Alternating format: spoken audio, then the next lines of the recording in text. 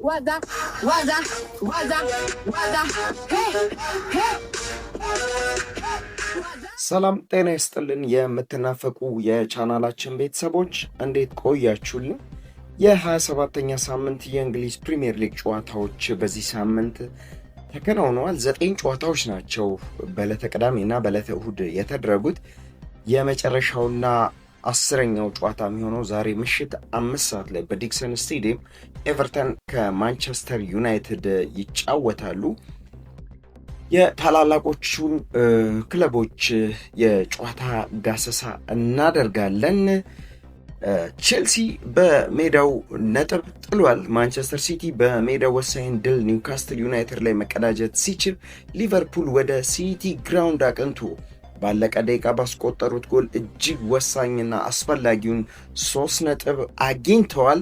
አርሰናል በሳምንቱ ታላቅ ጨዋታ ቶተንሃም ስቴዲየም ላይ አምርቶ ወሳኝና እጅግ በጣም በድንቅ ጨዋታ ቶተንሃምን 4-1 መረምረም ችሏል። ወደ ታላላቆቹ ክለቦች የጨዋታ ዝርዝር ከመግባታችን በፊት ቻናላችንን ላይክ፣ ሼር፣ ሰብስክራይብ በማድረግ አጋር ይሁኑ ወይም እንድንበረታ የተሻለውን ሀሳባችሁን አካፍሉን።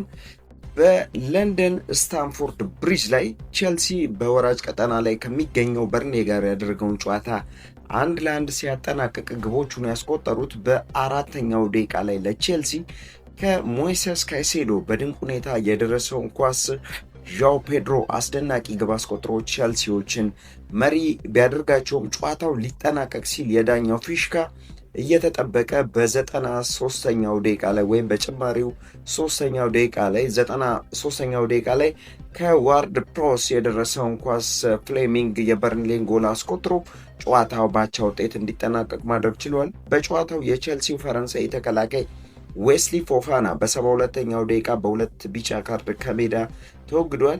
ይህን ውጤትም ተከትሎ ቼልሲዎች ከማንቸስተር ዩናይትድ አንድ ጨዋታ ብልጫ አድርገው በ45 ነጥብ በተመሳሳይ የግብ ክፍያ በልጠው አራተኛ ደረጃ ላይ መቀመጥ ችሏል። ማንቸስተር ዩናይትድ ቀሪ ጨዋታውን ዛሬ ከኤቨርተን ጋር የሚጫወት ሲሆን ካሸነፈም አሊያም አቻም ከወጣ ከቼልሲ በላይ መቀመጥ ይችላል። አራተኛ ደረጃ ላይ መቀመጥ ይችላል። ማንቸስተር ዩናይትድ 1 ነጥብ የሚያገኝ ከሆነ። ቼልሲዎች ግን በአሰልጣኝ ሊያም ጄምስ ሮሴነር ስር እስካሁን የፕሪሚየር ሊግ ጨዋታ ሽንፈት አልገጠማቸውም። አቻ ውጤቶች እየተደጋገሙባቸው ነው። ይሄ በቶፕ 4 ላይ ገብቶ ለማጠናቀቅ ካላቸው ጉጉት የተነሳ ወይም የቀጣይ ዓመት የአውሮፓ ቻምፒየንስ ሊግ የተሳትፎ ቦታን ለማግኘት በሚደረግ ፉክክር ውስጥ እንደዚህ አይነት ውጤቶችን ነጥብ መጣል እጅግ በጣም ዋጋ የሚያስከፍል ነው።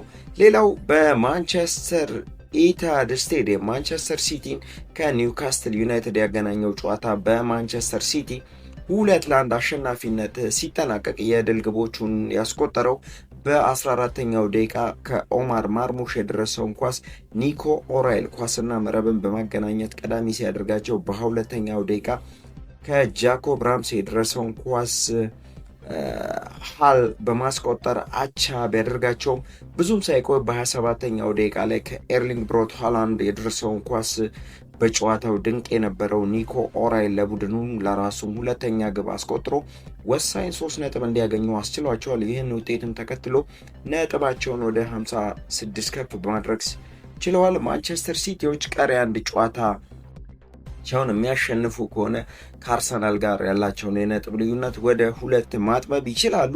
ሌላኛው ጨዋታ በሲቲ ግራውንድ ስቴዲየም ኖቲንጋም ፎረስት እና ሊቨርፑልን ያገናኘው ጨዋታ በሊቨርፑል 1-0 አሸናፊነት ሲጠናቀቅ የድል ግቧን ያስቆጠረው በ90 ሲደመር 7ኛው ወይም በ97ኛው ደቂቃ ላይ አርጀንቲና የጥበበኛ አሌክሲስ ማካሊስተር ኳስና መረብን በማገናኘት ሊቨርፑሎችን አሸናፊ ማድረግ ችሏል። ሊቨርፑሎች ይህን ጨዋታ ማሸነፋቸውን ተከትሎ ነጥባቸውን ወደ 45 ከፍ በማድረግ ከቼልሲና ከማንቸስተር ዩናይትድ ጋር ያላቸውን ነጥብ እኩል ማድረግ ችለዋል። በቀጣዩ ውድድር ዓመት በሻምፒየንስ ሊግ የተሳትፎን ቦታ ለማግኘት ብርቱ ፉክክር የሚጠብቃቸው ይሆናል። ይሄ ለሊቨርፑሎች በእጅጉ ወሳኝ የሚባል ድል ነው።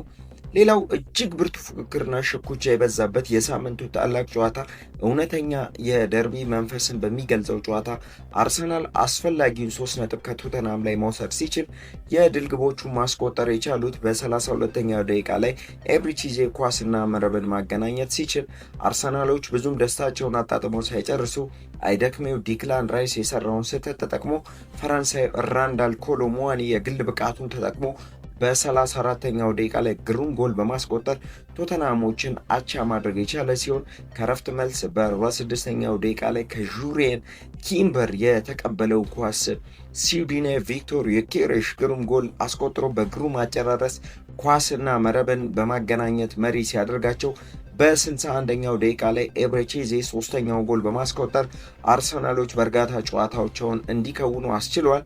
አራተኛውንና የማሳረጊያውን ጎል በ94ኛው ደቂቃ ላይ ቪክቶር ዮኬሬሽ ከማርቲን ኦዴጋርድ የደረሰውን ኳስ በግሩም ሁኔታ ግሩም ድንቅ ጎል በማስቆጠር አርሰናሎች ጨዋታውን 4-1 ማሸነፍ እንዲችሉ አስችሏቸዋል። ይህን ውጤቱን ተከትሎ አርሰናሎች ከተከታያቸው ማንቸስተር ሲቲ ጋር ያላቸውን የነጥብ ልዩነት ወደ 5 ከፍ ማድረግ ችሏል። ማንቸስተር ሲቲ አንድ ቀሪ ጨዋታ በእጃቸው አላቸው። በሌሎች የሊጉ ጨዋታዎች አስቶን ቪላ በሜዳው ቪላ ፓርክ ከሊድስ ዩናይትድ ጋር 1-1 ሲለያይ በብሬንትፎርድ ኮሚኒቲ ስቴዲየም ከብራይተን ጋር ተጫውቶ ብራይተን 2-0 ጨዋታውን አሸንፏል። ዌስትሃም በለንደን ኦሎምፒክ ስቴዲየም ቦርንማውዝ ጋር ያደረገውን ጨዋታ 0-0 በሆነ ውጤት ጨርሷል። ክሪስታል ፓላስ ወልቨርሃምፕተን ወንደረርስን 1-0 ማሸነፍ ሲችል ሳንደርላንድ በሜዳው ስቴዲየም ኦፍ ላይት በፉልሃም 3-1 ተሸንፏል። የ27ኛ ሳምንት የመጨረሻ ጨዋታ በዕለተ ሰኞ በዲክሰን ስቴዲየም የሚደረግ ይሆናል። ምሽት 5 ሰዓት ላይ ኤቨርተን ከማንቸስተር ዩናይትድ ጋር ይጫወታል። የሊጉን የደረጃ ሰንጠረዥ ስንመለከት አርሰናል 28 ጨዋታዎችን አድርጎ በ61 ነጥብ አንደኛ ደረጃ ላይ ሲቀመጥ ማንቸስተር ሲቲ 27 ጨዋታዎችን አድርጎ በ56 ነጥብ ሁለተኛ ደረጃ ላይ ተቀምጧል። አስቶን ቪላ 27 ጨዋታዎችን አድርጎ በ51 ነጥብ ሶስተኛ ደረጃ ላይ ሲቀመጥ ቸልሲ በ27 ጨዋታ 45 ነጥቦችን ይዞ አራተኛ ደረጃ ላይ ተቀምጧል። ማንቸስተር ዩናይትድ 26 ጨዋታዎችን አድርጎ በ45 ነጥብ አምስተኛ ደረጃ ላይ ሲቀመጥ ሊቨርፑል 27 ጨዋታዎችን አድርጎ በ45 ነጥብ ስድስተኛ ደረጃ ላይ ተቀምጧል። በወራጅ ቀጠና ላይ ዌስትሃም ዩናይትድ 18ኛ ደረጃ ላይ በ25 ነጥብ ተቀምጧል። በርንሌ 19 ነጥቦችን ይዞ 19ኛ ደረጃ ላይ ሲቀመጥ ወልቨርሃምፕተን ወንደረርስ በ10 ነጥቦችን ወይም 10 ነጥብን በመሰብሰብ በወራጅ ቀጠና ላይ የተቀመጡ ክለቦች ናቸው።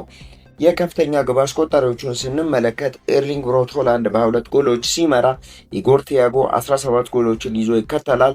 የማንቸስተር ሲቲው አንቶን ሰመኒዮ በ13 ጎሎች ሶስተኛ ደረጃ ላይ ሲቀመጥ ዣው ፔድሮ 11 ጎሎችን አስቆጥሮ በአራተኛ ደረጃ ላይ ተቀምጧል። ሁጎ ኢኪቲኬ፣ ዶሚኒክ ካልቨርት ሊዮን፣ ቪክቶር ዮኬሬሽ 10 ጎሎችን አስቆጥረው ተከታትለው እየመሩ ይገኛሉ። የዛሬ መረጃዎቻችንን እዚህ ጋር እያጠቃለልን በሌሎች ወቅታዊና አዳዲስ መረጃዎች እስከምንገናኝ ተማሪዎች በትምህርታችሁ፣ ሰራተኞች በስራችሁ ውጤታማ እንድትሆኑ እየተመኘን በሰላም በጤና ቆዩልን። ዋዛ የስፖርቱ መዓዛ